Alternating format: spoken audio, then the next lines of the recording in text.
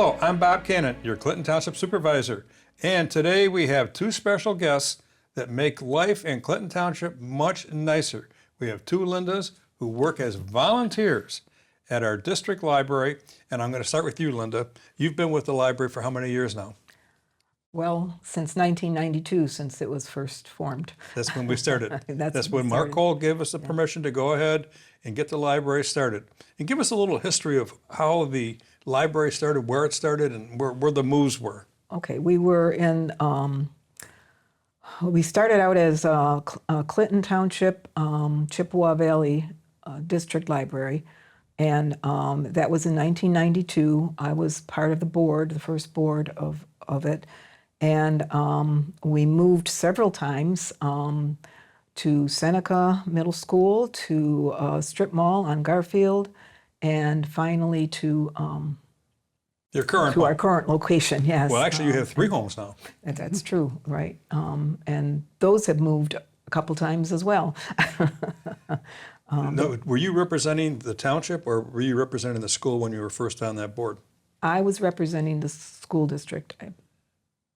I think you were too. Yes, I think so. Because each of us got to appoint a certain number of people to that library board. Right. Which was a non-paying position, which is what you're getting right now. Exactly, Nothing. right. Except the pride of being part of a And great I love system. it. I just love it. I love the library. I love being a part of it. And I've gone from board member to employee to, constant member of the Friends. So We're going to talk about the Friends more in a minute. Yeah. Now, Linda, how did you get involved with the library? Well, I got involved about 13 years ago. I retired from teaching. I taught 40 years. And so seeing the teachers come to the library and use the library and take their kids to get library cards. And my own kids who had foster children would use the library to get them books and library cards too. So when I retired, I thought, gee, I think I'm going to volunteer at the library. At that time, they didn't have, I didn't know a lot of people, so I started off with shelf reading upstairs at the children's part. But then I got involved with the book sales and used book sales. And then I met some other people through the used book sales, and I got involved with the Book Nook, selling books at the Book Now, Nook. what is your title today? Vice President Okay. of the Friends of the Library. Okay. Let's go back to the Friends of the Library. What are they? How do you join? They help supply the money, extra money, not that what comes out of the budget, for items that the library needs. So outside of the normal kind of budget. So I have a list of things they bought. They support the children's programs in the summer and in the winter. all of the programs. All the Yeah, programs all they support. I got to remind myself. Summer and winter reading, the cultural events such as concerts and speakers and movies. They did the sculpture, supported having the sculpture built at the main library, the glass ceiling at South, and then the terrazzo compass at the North branch library, and then the train in the children's department, and many other items that come up during our meetings that is not always supplies in the budget, so we help with the budget. I know how much money you bring in, Yes, and I'm astounded yeah. that you can raise that much money, which 100% of it goes back into the library, Yes. mostly for kids. Yeah. Now, being an educator, do you remember how hard it was to get the library started and how a lot of people told us there was no need for a library anymore? Mm-hmm. And the trials and tribulations they put people like myself through because I wanted a library? But how successful is it today? Oh, it's just incredible. It's incredible. It gets so much use. I don't have the figures offhand, but call the library and talk to Larry Neal, the director, and he'll give you all the statistics. But thousands and thousands of checkouts, and just using the programming, the concerts that people go to, the movies, and the book sales that we have are really, really popular. We've had so many people come and tell us that, this is the best book sale in in the state, even in the country. I go to different libraries around the country when I travel. I'm not and, surprised. And I think ours is the best, number one. So you were, from the beginning, you kind of jumped in the middle After I retired. After you retired. And what you told me, and I had forgotten that your son played baseball for me when I was coaching Little League. Basketball. Oh, basketball. Basketball. And you Way had back you when. and you had one of my children in your classroom. Yes. Yes. And he is today grown up to be the assistant principal at L'Anse Creuse North. I know. I'm very proud of them. Oh, so are we. Very proud of our children.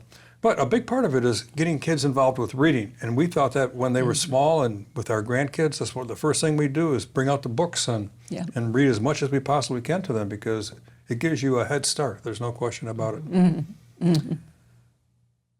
You were initially on the board. Yes. You really didn't have a lot to do back then because you didn't have any money. Well, a couple No. $100,000. But yeah, we did have to, we hired a director. We had to make all of the, or look into all of the legal aspects of starting a library, a district library. So there were plenty of calls to the state, and they helped us through So that. you were laying the groundwork. And then after 4 years, another board member and I, Audrey, started the Friends Group.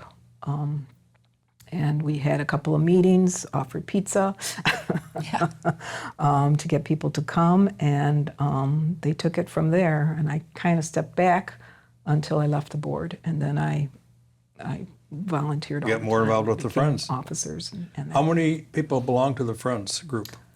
113 maybe. is it that? 130. Is there a room for another one or two on there? We could use a lot more people. That's why I have this brochure, which is in the library, right at the desk, if you wish to join. And the money that as a member, it's not very expensive to join.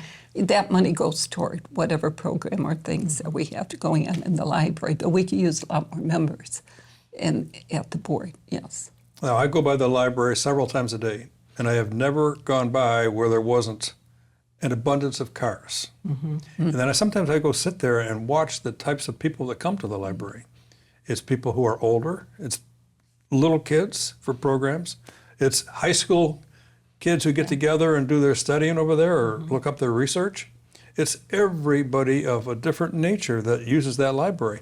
And that's true of the main branch, the south branch. I don't get to the north branch very often, although my grandkids do because they live right near it. Yeah. And we're thrilled by it. Well, my daughter-in-law is going back to be a special ed teacher, so she comes to the library to use the facility here to do her work, because everything's online now. So See, that's what people said to begin with. This is the era that the computers were coming out. We don't need a place where you can go check out books because we're going to check them all out online, and it just didn't pan out that way. So we were lucky that we had people like yourself. And Yes. the initial board that was appointed by the school, Chippewa Valley, and the township, us, and we were very careful about who we selected too. And there was some competition and some hard feelings because you can't put everybody on a board when they apply for it. And I remember even years later somebody approaching me and telling me they would never vote for me because I didn't put them on the library board. And I said, well, we did the best we could, and it turned out pretty well. Yeah. You have some construction going on now. Do either of you know much about that, or? Yes, it's a refresh. Yeah. A refresh for the main library. It's 20 years old, and it just needed some updating. A new heating and air conditioning system was number one because I know that people have spent some warm days in the Yes. library Oh, yeah. when it's broken. And then just some carpeting needed to be replaced, and lighting system, and all of those kinds of things. So, And you've got an extensive heating, cooling system going in that's quite unique and probably a little expensive, but will ultimately save a lot of money as time goes on. long run, yes. So that's what all the construction is. Everybody goes by and says, yeah, you can't get in there, you can't do this. You can get in, you can return books in the Yes. front. And I don't know about the South Branch. I think you can return books the same way you yes. normally could. Anywhere, yeah. In the Yeah. north and the south branch, you can always return books there or check out books there or use their computers. And because a lot of it is going to be shut down or moved during the course of this, and it's probably going to be through the summer of Okay. next year. I'm going to address this one to you. Christine Haig, how important was it hiring her to be the first director? She was fabulous. She was she got all the right people to build the main branch, and she was phenomenal. She was. Just like Don Green. Well, I remember Don Green going over there to interview her to find some names that he could interview. And he got over there, she shut the door and said, I'm your person. And, and I think she brought Larry Yes, Neal with her she at did. that time, who now is one of the, probably the finest librarian in the state of Michigan. Mm-hmm. So she did a lot for the community as well as now Larry is doing it. But Don Green also had a lot to do with the millage that was passed, so we could build this beautiful building. And Linda, The you Friends probably helped out with that as well. I know you did, because there's certain things the library can't spend money on Right. legally, Right. and that's That's what probably what you were we're setting doing. Yeah. up in the beginning, because that has to come from a separate source, which is what you Right. are, a separate source. Right. What have I missed? I mean, it couldn't be in a better location, the main branch, Right. here on this campus, and our campus keeps getting nicer and larger and more majestic with the splash pad, soon to be playground for handicapped children as well as regular children working and playing together. We have the Gold Star Monument. I'm sure you've seen that out there. And we're very proud. We're only one of 2 communities in the state that has one of those. And that was all private funds that we raised because we wanted it. And then, of course, the gazebo and the fireworks and all the ball fields. And how nice is it that we have all this open ground so we can put in bike paths and enjoy the whole property.